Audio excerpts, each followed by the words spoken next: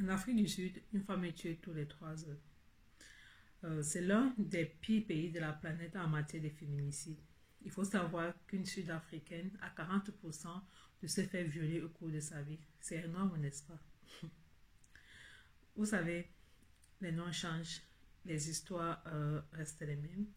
Les coupables sont peu punis ou pas du tout. Et le sujet n'est toujours pas traité. Hier soir à Douala, il y a eu un cas de féminicide. C'est pas le premier cas depuis le début d'année, mais toujours rien n'est fait. Revenant sur la tragédie de Douala, il s'agit d'un couple marié. La femme était, parce qu'elle ne vit plus, était enseignante et le monsieur banquier. Et ils ont un enfant de 9 mois interné à l'hôpital. Donc, la dame, en fait, elle est rentrée à la maison pour faire à manger à la famille parce qu'il devait passer la nuit à l'hôpital et elle a laissé la garde de l'enfant à sa meilleure amie. Son mari, une fois le boulot fini, revient à l'hôpital et demande après sa femme. On lui explique le pourquoi est-ce qu'elle n'est pas là. Mais il refuse de comprendre et il entre dans une colère noire. La dame, maintenant, revient au boulot, revient à l'hôpital autant pour moi, et explique à son mari qu'en fait, c'est parce qu'on devait passer la nuit ici et qu'il n'y avait pas à manger. C'est pour cette raison que je suis allée faire à manger pour toi, pour moi et pour l'enfant.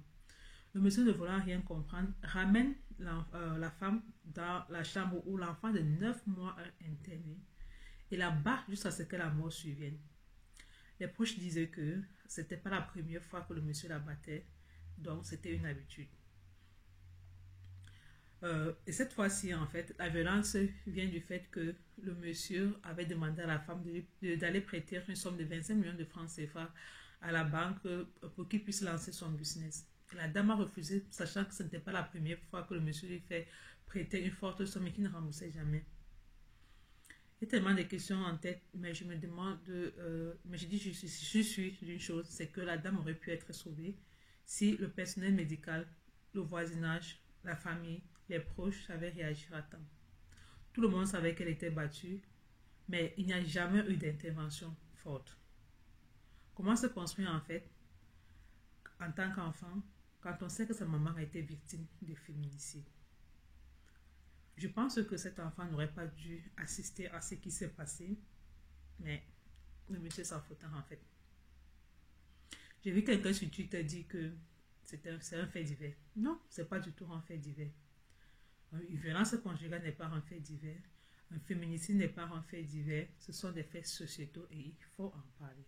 En fait, je ne comprends pas ces femmes qui restent dans ces mariages où elles servent de punch-ball au mari, où elles sont battues régulièrement.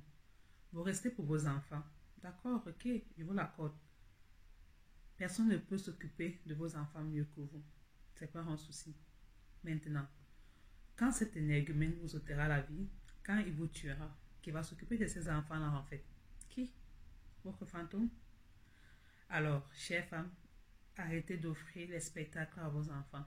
Pour moi, un homme qui lève la main sur la mère de ses enfants n'a aucun respect pour ses enfants-là en fait. Il s'en fout des traumatismes que ses enfants peuvent subir et des heures qu'ils passeront en thérapie une fois à l'âge adulte. Alors, dites-vous qu'en restant suivi ces bastonnades régulières, vous ne faites pas du bien à vos enfants, en aucun cas.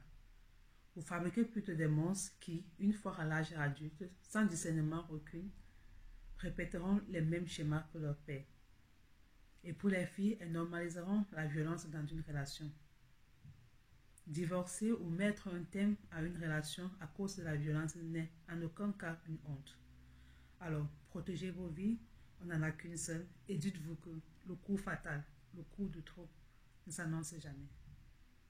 Les amis, c'est ici que la vidéo se termine. J'espère qu'elle vous aura plu. Likez, commentez, activez la cloche de notification pour que quand je poste une vidéo, vous êtes au courant.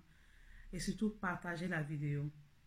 Prenez soin de vous et surtout, prenez soin de votre santé mentale. Bye bye. I want you to know that it's our time. You've been